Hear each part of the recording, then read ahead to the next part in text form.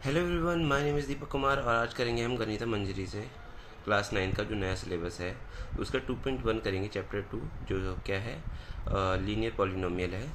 तो question number 1 क्या है, find the degree of the following polynomials. इनकी डिग्री बतानी है। डिग्री होता क्या है एक्चुअली में, डिग्री जो होता है जो भी पॉलिनोमियल की हाईएस्ट पावर होती है वही इसकी डिग्री होती है। तो पावर क्या होती है, जो वेरिएबल की सबसे हाईएस्ट पावर है। जैसे इसकी जो पावर है वो 2 है, इसकी जो पावर है यहाँ कुछ नहीं है, तो जिसकी पावर कुछ भी नहीं होती है उसकी पावर कम से कम 1 तो होती है। और कांस्टेंट वैल्यू में कोई भी डिग्री नहीं होती, तो उसकी डिग्री कोई भी पावर नहीं होती क्योंकि उसमें कोई भी वेरिएबल नहीं होता, तो वो ज़ीरो हो जाता है। तो इसमें कौन सा है, इसमें सबसे हाईएस्ट पावर क्या है, 2 है, क्योंकि इसकी तो 1 है और इसमें कोई वेरिएबल नहीं है, तो इसकी सबसे हाईएस्ट पावर क्या हो गई, x की। तो हाईएस्ट पावर हो गई, the highest power of x is 2। So degree क्या हो जाएगी, भी 2 हो जाएगी। इसमें क्या है, द हाईएस्ट, इसमें भी ऐसे ही लिखेंगे। इसमें y की जो 1 है और 3 की क्या है, y इस वाले में क्या है 3 है, इसमें क्या है 1 है। तो हाईएस्ट पावर क्या हो गई 3, तो हाईएस्ट पावर 3 हो गई। हाईएस्ट पावर ये आप लिख लेना खुद से, ऑफ y क्या हो जाएगी 3 हो जाएगी, तो डिग्री भी 3 हो जाएगी। जो भी हाईएस्ट पावर होती है, इसकी पावर तो इसके पास भी है, इसके पास भी है, पर जो हाईएस्ट पावर होती है वही डिग्री होती है। इसके बाद ये कांस्टेंट वैल्यू है। कांस्टेंट वैल्यू की कांस्टेंट वैल्यू में कोई वेरिएबल नहीं होता, तो वेरिएबल जिसका नहीं होता वो ज़ीरो हो जाता है। तो इसमें हाईएस्ट पावर क्या हो जाएगी, ज़ीरो हो जाएगी।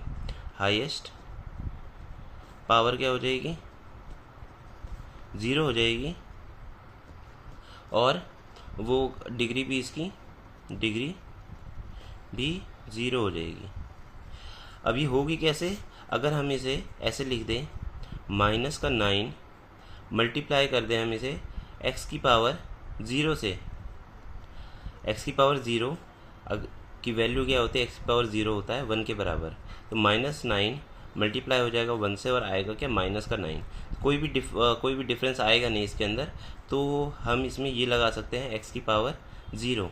अब इसकी पावर 0 है तो डिग्री भी 0 हो जाएगी। इसके बाद क्वेश्चन नंबर 4z, इसमें एक ही वेरिएबल है और इसकी हाईएस्ट पावर क्या है 1 है। जिसकी भी कोई भी पावर नहीं होती उसकी हाईएस्ट पावर क्या होती है, 1 होती है। तो यहाँ लिख देंगे द हाईएस्ट पावर, या हाईएस्ट पावर क्या हो जाएगी, highest power of z is 1, क्योंकि z की पावर कुछ नहीं है, मतलब 1 तो है। इसके बाद लिखना है हमें, right polynomials of degree 1, 2 and 3। Degree 1 जिसकी हाईएस्ट पावर 1 हो, जिसकी हाईएस्ट पावर 2 हो, जिसकी हाईएस्ट पावर 3 हो। अब इसमें कोई सा भी पॉलिनोमियल बना सकते हैं, ऐसा ज़रूरी नहीं है कि कोई स्पेसिफिक पॉलिनोमियल ही होगा, तो कुछ भी लिख सकते हैं। डिग्री 1 का अगर लिखना है हमें, डिग्री 1 का लिखना है अगर हमें, तो हम इसमें लिख सकते हैं 2x, इसके ऊपर कोई भी पावर नहीं है, मतलब पावर 1 है इसकी, -3, ये क्या हो गया, इसकी पावर 1 है। सबसे हाईएस्ट पावर क्या है इसमें, 1 ही है, तो डिग्री 1 का ये हो गया। और इसे हम लीनियर पॉलिनोमियल भी कहते हैं, पॉलिनोमियल। डिग्री 1 को लीनियर पॉलिनोमियल भी कहते हैं। इसके बाद आगे हमारा डिग्री 2 का। अब इसमें क्या होगा, हाईएस्ट पावर क्या होगी हमारी, 2 होनी चाहिए। तो 2 कैसे होगी, यहाँ हम कुछ भी लिख सकते हैं, 3x² प्लस 4x -3। तो क्या हो जाएगा, इसमें ये भी एक पावर है, इसकी भी 1 पावर है, इसकी 2 पावर है। हाईएस्ट पावर क्या है 2, हमें डिग्री चाहिए था 2, तो ये एक 2 डिग्री का या सेकंड डिग्री का पॉलिनोमियल बन गया। और जिसकी हाईएस्ट पावर 2 होती है, डिग्री 2 होती है, उसे हम क्वाड्रेटिक पॉलिनोमियल भी कहते हैं। ये याद रखना है बस।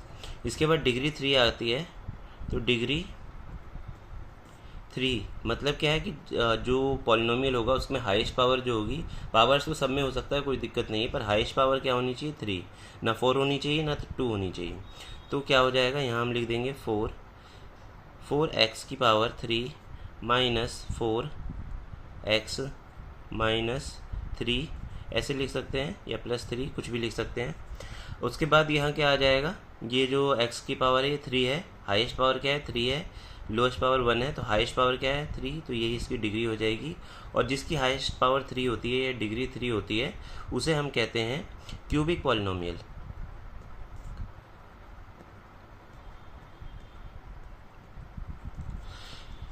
इसके बाद है क्वेश्चन नंबर 3 है हमारे पास। क्वेश्चन नंबर 3 क्या है, what are the coefficient of x square and x cube in the polynomial. सबसे पहले ये समझ लेते हैं कि कोफिशिएंट होता क्या है।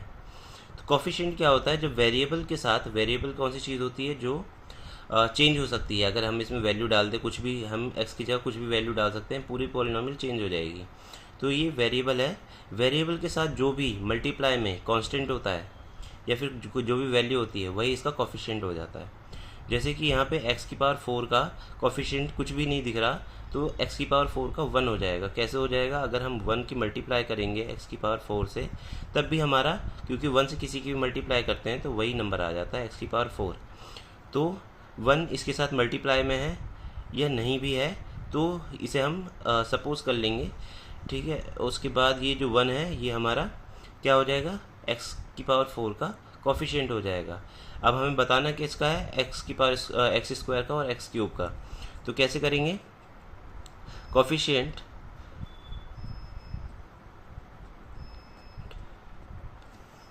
ऑफ एक्स स्क्वायर कहाँ है हमारा, ये रहा। इसके साथ मल्टीप्लाई में क्या है, जो भी 2 डिजिट्स होते हैं उनके बीच में अगर कोई साइन नहीं है तो वो मल्टीप्लाई में होता है। तो ये 6 इसके साथ मल्टीप्लाई में, तो 6 इसका कोफिशिएंट हो जाएगा। और ये साइन किसका है, प्लस का है, तो प्लस का 6 हो जाएगा। प्लस का हम लिखते नहीं है इसलिए 6 आ गया। अब कोफिशिएंट ऑफ एक्स क्यूब हो जाएगा, एक्स के साथ, एक्स क्यूब के साथ हमारे पास क्या है 3 है। और ये सिर्फ 3 नहीं है, ये माइनस का 3 है, क्योंकि जो भी साइन होता है इसके साथ में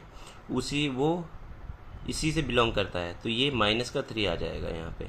एक्स की पावर क्यूब का कोफिशिएंट है -3 और ये इसका आंसर हो जाएगा। इसके बाद क्वेश्चन नंबर 4। क्वेश्चन नंबर 4 में हमें क्या कह रहा है, क्वेश्चन नंबर 4 में what is the coefficient of z in the polynomial 4z cube plus 5z square minus 11। तो इसमें z का क्यूब है, z का स्क्वायर है, पर हमें z नहीं देखने को मिल रहा, तो z का कोई भी कोफिशिएंट है ही नहीं। तो इसमें हम लिख सकते हैं पॉलिनोमियल में कोई भी z नहीं है, तो there is no term containing z की पावर 1, कंटेनिंग z की पावर 1 या फिर z या फिर z की पावर 1 सेम ही सी चीज़ है, बराबर ही होते हैं। तो क्या लिख सकते हैं हम, the coefficient of z is 0, coefficient of z is 0। इसके बाद क्वेश्चन नंबर 5 है, जो कि क्या कह रहा है, what is the constant term of the polynomial.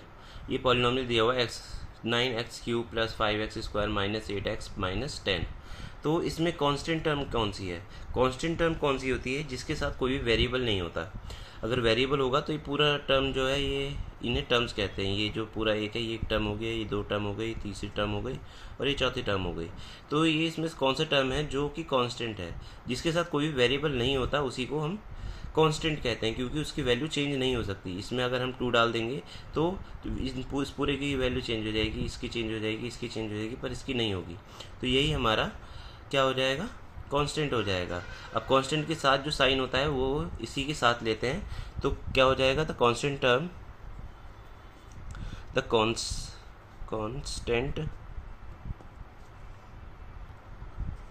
Constant term of polynomial is -10।